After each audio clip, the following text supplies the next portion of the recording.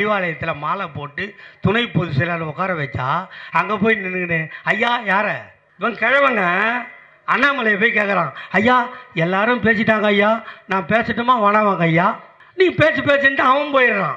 கருணாகரங்கிட்ட போய் ஐயா நான் பேசலாமா, எப்போடா அவன் போகிறான். அதான்டா இருக்கிற இடத்த விட்டு இல்லாத இடத்துக்கு போனீங்கன்னா இப்படி செருப்படிப்பட்டு சாவணுன்றதுக்கு இன்னைக்கு எங்கள் ஆளு தான் காரணம். பிபி துரைசாமி யாரா உங்கள் கட்சியில் ஒரிஜினலாக எவன் வச்சுக்கிறீங்க?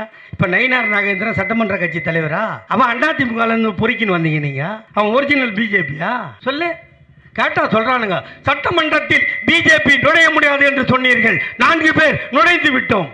புறம்போக்கு 2011 எங்க ஐயா கலைஞர் காலை பிடிச்சி 4 பேர் உள்ள போனீங்களா இல்லையா? இந்த நாட்டில் உயிரோட வாழ தகுதி இல்லாத ஒரு கட்சின்னா பிஜேபி தான்டா. அப்பங்கிட்ட உதவாங்களாம். இப்போ என்ன என் வயசு எனக்கு 63, என் வயசு உள்ளவங்கிட்ட உதவாங்களாம். என்கிட்டையும் உதவாங்கி என் புள்ளகிட்டையும் உதவாங்கன்னா எவ்வளோ வெக்க பண்ணலாம். அது மாதிரி 2 பேர் இருக்கிறான் பிஜேபியில். அந்த பொன் ராதாகிருஷ்ணன் ஒருத்தங்கிறானா, அவன் கன்னியாகுமரியில் நின்னானா, யாரை எதிர்த்து நின்னா? வசந்தகுமாரை எதிர்த்து நின்னானா? செருப்பால சேர்ந்தால் தோக்கடிச்சானா 1 லட்சத்துக்கு மேலே ஓட்டு வித்தியாசத்தில். அடுத்து அவர் செத்துட்டாரா? இடைத்தேர்தல் வந்ததா? அவங்க புள்ள நின்னாரா? அப்பங்கிட்டையும் செருப்படி புள்ளகிட்டையும் செருப்படி வாங்கினவன் பொன் ராதாகிருஷ்ணனா? இங்கே ஒரு எச்சக்கலை இருக்கான், காரைக்குடி எச்சக்கலை. அந்த எச் ராஜாவா? சிதம்பரம் இருந்தாரா? அவரை எடுத்து போட்டி போட்டானா? செருப்பால் அடி வாங்கினானா? இப்போ இந்த வாட்டி அவங்க புள்ள கார்த்திக் சிதம்பரம் நின்னாரா? அவங்ககிட்டையும் செருப்பால் அடி. டே அப்பங்கிட்டையும் புள்ளகிட்டையும் ஆத்தாக்கிட்டையும் இப்போ நேற்று பிறந்த பசங்கிட்டையும் செருப்படி வாங்குற கட்சிக்கு பேர் இந்த நாட்டில் பிஜேபி. எங்கள் மோடிஜி இருக்கிறார், 21 மாநிலங்களில் நாங்கள் ஆட்சி பிடுங்கி மயிர நட்டிருக்க வைக்கிறோம், அமித்ஷாஜி இருக்கிறார். ஏய் வாஜ்பாயின்னு ஒருத்தர் இந்த நாட்டில் பிரதமராக இல்லாத போயிருந்தா உங்கள் அமித்ஷாஜி முன்னாள் குஜராத் மந்திரியோடு போயிருப்பார். குஜராத்தில் முஸ்லீம்களை போட்டு ரயிலோட கொளுத்துனீங்கல்ல, அப்போ உள்துறை மந்திரி யார்? அமித்ஷா. வாஜ்பாய் சொன்னார், இந்த ராஸ்கெல்லாம் இப்போ பதவி விட்டு நீக்கி வீட்டுக்கு அனுப்புங்கன்னு. அப்போ இவனை காப்பாற்றுறது யார் தெரியுமா?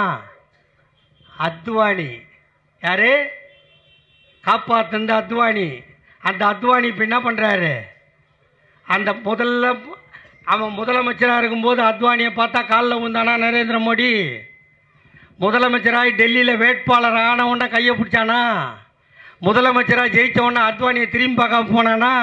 இந்த அமாவாசைன்னு ஒரு கேரக்டர் இருக்குல்ல சத்யராஜ் படத்தில் மணிவண்ணன், அதே மாதிரி திருட்டு பையன், நம்பிக்கை துரோகி. அதே போல தான் அதிமுகவும் துரோகத்தின் மொத்த உருவம் அதிமுக. கலைஞருக்கு துரோகம் பண்ணுச்சு எம்ஜிஆர், எம்ஜிஆருக்கு துரோகம் பண்ணுச்சு ஜெயலலிதா, ஜெயலலிதாவுக்கு துரோகம் பண்ணா சசிகலா, சசிகலாவுக்கு துரோகம் பண்ணா ஓபிஎஸ் இபிஎஸ். துரோகத்தின் மொத்த உருவம் அதிமுக. அதே போல் துரோகம் பண்ணவன் தான் அத்வானிக்கு துரோகம் பண்ணி அவன் காலை பிடிச்சி 2 சீட்டு இருந்தது பிஜேபிக்கு. அந்த 2 சீட்டை ஆட்சிக்கு வர வச்ச ஒரு ஆம்பளை இந்தியாவில் இருந்தான்னா அது அத்வானி தான். அந்த அத்வானி இன்றைக்கி ஆளே கிடையாது. அந்த கட்சியை காப்பாற்றின ஒருத்தன் கூட கிடையாது. இந்த நாட்டில் நரேந்திர மோடின்ற ஒருத்தன் இந்த நாட்டை கெடுக்க வந்த கேடி பகர், அந்த ஆட்சியை எதிர்த்து தான் இன்றைக்கி நாங்கள் ஆட்சிக்கு வந்திருக்கிறோம். அவர் போனார் வெளிநாட்டுக்கு, பொண்டாட்டியை கூட்டு போகிறது தப்பாம்மா? அடுத்தவங்க வீட்டு பொண்டாட்டியை கூட்டு போனால் தான் தப்பு, இல்லை ஐட்டத்தை கூட்டு போனால் தப்பு. இங்கே இருக்கான்ல இந்த ராயபுரத்தில் ஒரு ஜெயக்குமார் மந்திரி இருந்தான்ல ஜெயக்குமார்னு, இப்போ இன்னைக்கு கூட காலையில் 10:30 மணிக்கு என்மன் ஸ்டேஷனில் வந்து கையெழுத்து போட்டான். நான் எனக்கு கோர்ட்டு பீச்சு கோர்ட்டில் 10 வருஷம் தாலி இன்னும். இப்போ இன்னைக்கு காலையில் நான் கோர்ட்டுக்கு போனேன். அந்த கல்மண்டபம் போலீஸ் ஸ்டேஷன் பின்னாடி தான் N1 இருக்குது. அந்த ஓரத்தில் அசோக் ஜெயின் ஒரு கடை இருக்குது, அங்கே தான் எங்கள் கட்சிக்காரங்க உட்காருவாங்க. அங்கே போய் வண்டியை விட்டு கட்சிக்காரங்கிட்ட பேசியிருந்தேன். ஒருத்தன் அதிமுக பார்டர் போட்டுன்னு ஒருத்தி சூத்தை போட்டு என் வண்டியில் ஏறி உட்காந்துட்டான். சைடு ஸ்டாண்டில் போட்டு வச்சுக்கிறேன். ஏம்மா இறங்குமான்னு. ஏம்மா அதிமுக காரி உட்காந்தா என் வண்டிக்கு கருப்பு போயிட இறங்குமான்ட்டேன் நான். அவள் இறங்கினா எப்பவும் வண்டியில் தண்ணி கேன் வச்சுருப்பேன்ல 1 லிட்டர் கேனு எடுத்து சீட்டு மேலே ஊற்றுனேன். காலையில் நந்த கதை இது ஏங்க அப்படின்னு. அதிமுக காரி உட்காந்துட்டா இது திமுக வண்டி கருப்பு போயிடுச்சு கழுவுறேன் போன்னு. மானம் கட்டு போய் நடந்தே போயிட்டான். அவன் யாருங்க? அந்த லவடிக்க பால் பராணம் போலீஸ் ஸ்டேஷனுக்கு கையெழுத்து போடா இந்த பொம்பளைங்களாம் காத்துக்கிறாளுங்க 300 ரூபாய்க்கு. தூக்கு போட்டு செத்துறவானா? வேலை கேட்டு வந்த பொண்ணை மாசமாகணும் பாடுங்க. அவன் 24 வயசு பொண்ணு சிந்துன்னு ஒரு பொண்ணு வேலை கேட்டு வந்துச்சு. அதை புள்ள கொடுத்துட்டான். அது பெற்று எடுத்துட்டு உசாரா அப்பன் பேர் ஜெயக்குமார்னு போட்டு பர்த் சர்டிஃபிகேட் வாங்கிடுச்சு. சரி இதோட விட்டானா? அங்கே இல்லை பழவேற்காடு லைட் ஹவுஸு, அங்கே ஒரு பொண்ணை வச்சுக்கிறான் சுமித்ரான்னு ஒருத்தியை. அவளை 2 வாட்டி கவுன்சிலரை ஜெயிக்கும். ராயபுரத்தில் ஒரு பொம்பளை நாகம்மான்னு ஒரு பொம்பளை, அவளை சீட்டு கொடுத்து கவுன்சிலர் சீட்டு வாங்கி கொடுத்து மேட்ரு முடிச்சுட்டுக்கிறான். அடுத்த வாட்டி சீட்டு வாங்கி கொடுக்கலன்னு அவள் செருப்பால் அடிச்சுக்கிறான். அங்கே நின்று அவள் ஜெயிக்க மாட்டான்னு அவளுக்கு வேறு வார்டு வாங்கி கொடுத்துருக்குறான். இவ்வளவும் பண்ணிட்டான். இன்னொருத்தன் சொத்தை திருடிட்டான். இப்போ ஏற்பட்ட ஃப்ராடு எங்கள் கட்சிக்காரன் ஓட்டு எலெக்ஷன் கவுன்சில் எலெக்ஷன் இப்போ வந்ததில்லை, ஓட்டு பதிவு நடந்தால் இவனாக ஒருத்தனை வந்து பிடிச்சிக்கணும். சரி புடி, யார்கிட்ட கொடுக்கணும்? நீங்கள் எல்லோரும் கார்பரேஷன் எலெக்ஷனில் ஓட்டு போட போனீங்கல்ல, எல்லா பூத்துலேயும் போலீஸ் இருந்தாமா? இருக்குதா? இல்லைன்னா இல்லைன்னு சொல்லு. இருந்ததா? பிடிச்சா நீ யார்கிட்ட கொடுக்கணும்? போலீஸ்கிட்ட கொடுக்கணும். சட்டத்தை கையில் எடுக்கக்கூடாது. அதுலேயும் இந்த புறம்போக்கு சட்ட மந்திரியாக இருந்தவன் எடுக்கலாமா?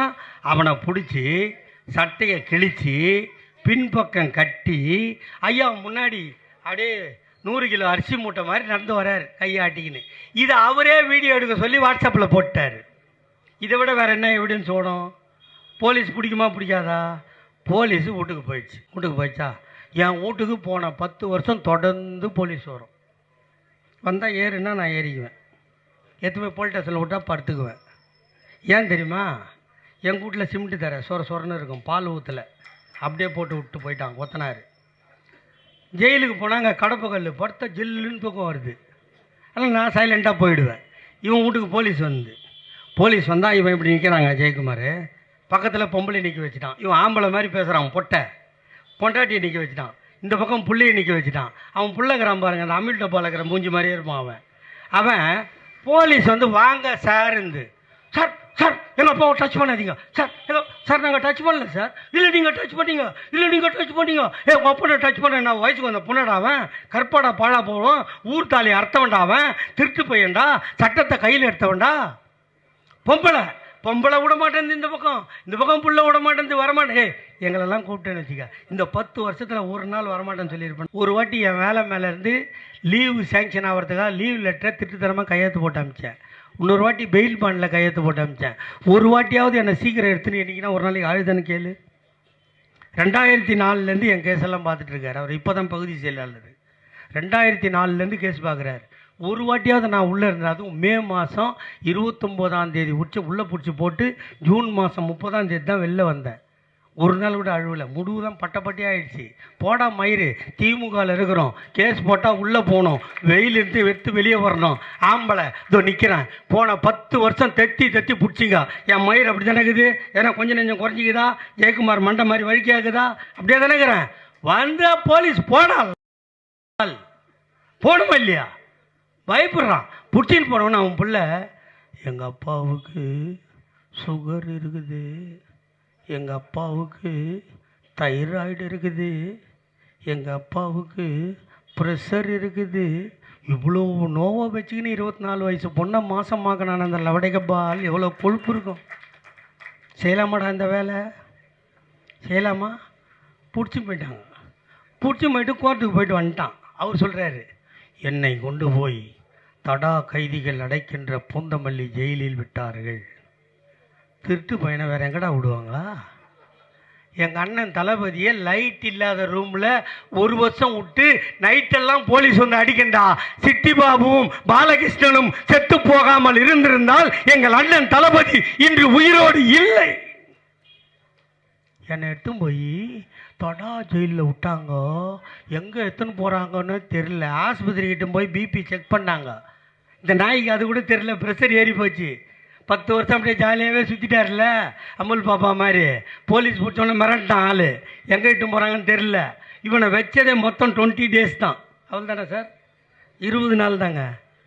போகும்போது பார்த்தீங்கன்னா ஊட்டிலெல்லாம் ஆப்பிள் பழம் செடியில் இருக்குமே, அது மாதிரி பழன்னு இருந்தான்.